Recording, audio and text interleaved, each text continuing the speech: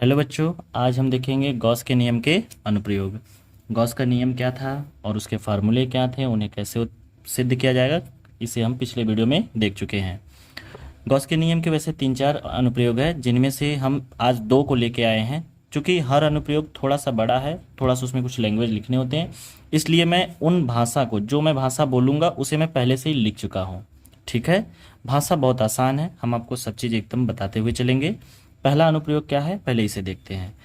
देखिए, वीडियो में छोटा भी बनाना है और वीडियो में एक से ज़्यादा अनुप्रयोग अगर आ जाए तो इससे अच्छी बात क्या हो सकती है, क्योंकि अगर हम एक एक लिखेंगे तो वो वीडियो लंबा हो जाएगा और हम एक ही आंसर को प्रूफ करते समय 10 से 15 मिनट बर्बाद कर देंगे। हम सोचते हैं 5 से 6 मिनट में हम एक से ज़्यादा अनुप्रयोग कर सके, क्योंकि आपको पता है कि क्लास 12th का जो फिजिक्स है वो काफ़ी बड़ा है।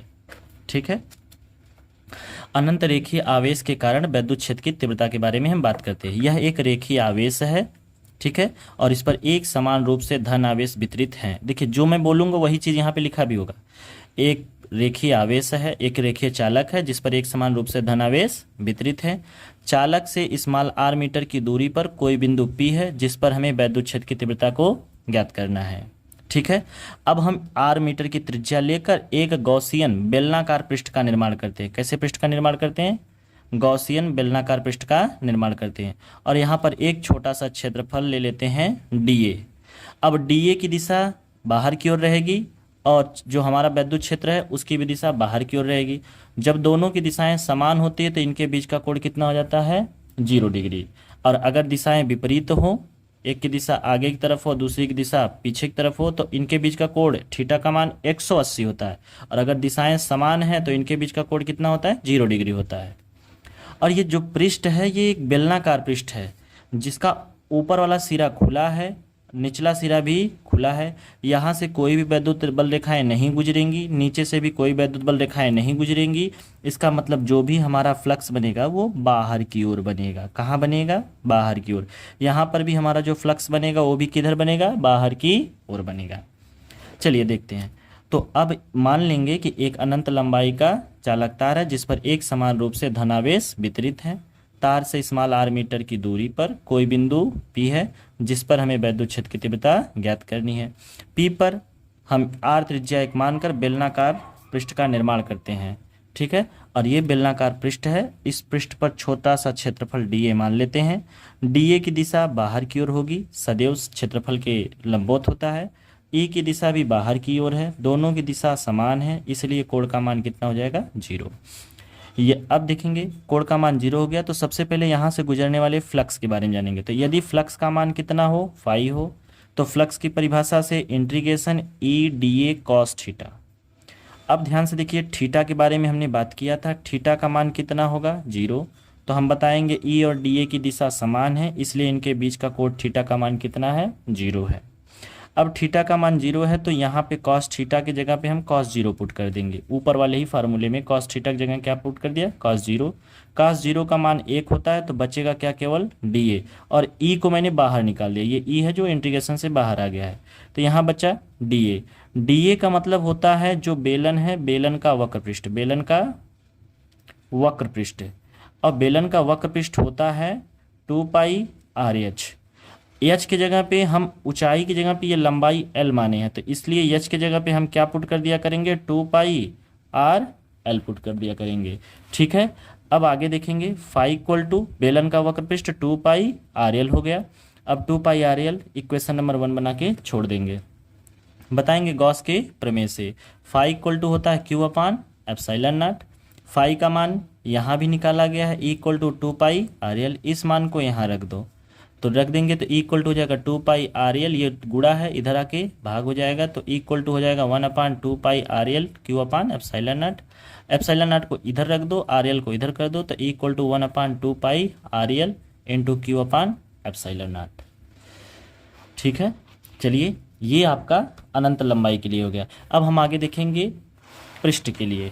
मान लेते हैं एक समान रूप से आवेशित कोई चादर है, तो इसके कारण जो फ्लक्स बनेगा उसका मान कितना होगा? तो चादर है, चादर के 2 पृष्ठ, जैसे ये चादर है मेरा हाथ, तो इसके 2 पृष्ठ, एक पृष्ठ इधर होगा, दूसरा पृष्ठ पीछे की साइड होगा, तो 2 पृष्ठ होंगे, तो इधर वाले की दिशा इधर होगी और इधर वाले की दिशा अपोजिट डायरेक्शन में होगी। ठीक है, इधर वाले की डायरेक्शन इधर होगा और इधर वाले की डायरेक्शन इधर होगा। अब दो पृष्ठ होने के कारण जो हमारा फ्लक्स बनेगा उसकी वैल्यू भी कितनी होगी, 2 होगी। तो यदि एक तरफ के फ्लक्स का मान φ1 हो तो जितना एक तरफ आएगा उतना ही दूसरे तरफ आएगा।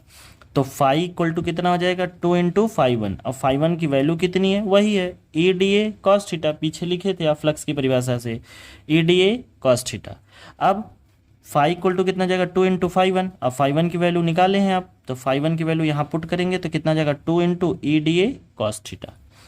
अब फिर बताएंगे, यहाँ पर देखेंगे डी ए और ध्यान दो, डी ए और ई की जो दिशा है वो समान है, इसलिए इनके बीच का कोण भी कितना हो जाएगा, 0 हो जाएगा। डी ए और ई की दिशा समान होने के कारण कोण कितना हो जाएगा इनके बीच का, 0 हो जाएगा।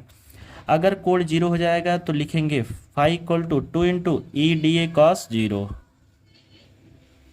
अब कॉस 0 हो गया, कॉस 0 का मान 1 होता है, तो बचा केवल यहाँ डी ए, और ई को मैंने बाहर निकाल दिया, तो ये हो जाएगा 2 into A D A.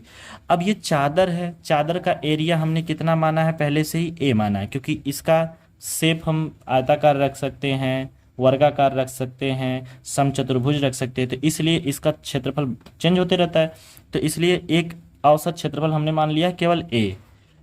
Equation इसको बना देंगे 3। अब उसके बाद लिखेंगे गॉस के प्रमेय से। गॉस का प्रमेय क्या कहता है, phi equal to Q upon epsilon not. Phi की वैल्यू यहाँ पर पुट करेंगे, जैसे ही हम फाई की वैल्यू पुट करेंगे तो ये हो जाएगा 2 into E into A equal to Q upon epsilon nought. हमें केवल ई का मान निकालना है, तो 2 और ए को हम इधर भेज देंगे, तो ई इक्वल टू कितना हो जाएगा, इक्वल टू हो जाएगा Q upon 2 epsilon naught into A. ठीक है, एक बार फिर से देख लिए, यह एक चादर है जिसपे एक समान रूप से धनावेश वितरित हैं। इससे स्मॉल r मीटर की दूरी पर कोई बिंदु P है जहां पर हमें विद्युत क्षेत्र की तीव्रता का मान ज्ञात करना है। तो चादर के 2 पृष्ठ होते हैं, तो एक पृष्ठ के कारण अगर जो फ्लक्स बन रहा है वो φ1 की वैल्यू अगर होगी ई डी ए कॉस थीटा, तो दोनों पृष्ठ के कारण जो बनने वाला संपूर्ण फ्लक्स होगा वो होगा फाई इक्वल टू 2 इंटू φ1 हो जाएगा। φ1 की वैल्यू पहले से निकाला गया, उसको पुट कर दो, ई डी ए कॉस थीटा। हम जानते हैं ई और डी ए के बीच जो दोनों की दिशा है वो दोनों की दिशा क्या है, समान है। समान होने के कारण इनके बीच का कोण कितना बनेगा, 0 डिग्री बनेगा। तो यहाँ पे कॉस थीटा की वैल्यू कॉस 0 रख देंगे, कॉस 0 का मान 1 होता है, और ई को हम बाहर निकाल देंगे। ई को बाहर निकाल देंगे तो इंटीग्रेशन डी ए बचेगा, डी ए का जो इंटीग्रेशन करेंगे वो ए आएगा, और ए की वैल्यू समीकरण नंबर 3 बना के छोड़ देंगे। अब उसके बाद आगे गॉस के प्रमेय से phi equal to Q upon epsilon not, phi की वैल्यू रखेंगे 2 into E into A Q upon epsilon naught. E का वैल्यू निकालने के लिए ई को यहीं रोक देंगे, 2a को इधर मल्टीप्लाई, इधर आके डिवाइड हो जाएगा, तो ई इक्वल टू हो जाएगा Q upon 2 epsilon naught into A. ठीक है, आज हमने 8 मिनट के वीडियो में गॉस के 2 अनुप्रयोगों को डिस्कस किया है। इसे आप 1 से 2 बार जरूर देखें, ये बहुत ही इंपॉर्टेंट होता है, हर साल बोर्ड में पूछा जाता है। आप अनसाल उठाकर, प्रीवियस ईयर क्वेश्चन उठाकर आप इसे मिला सकते हैं। Thanks for watching. वीडियो को लाइक करें, शेयर करें और सब्सक्राइब करें।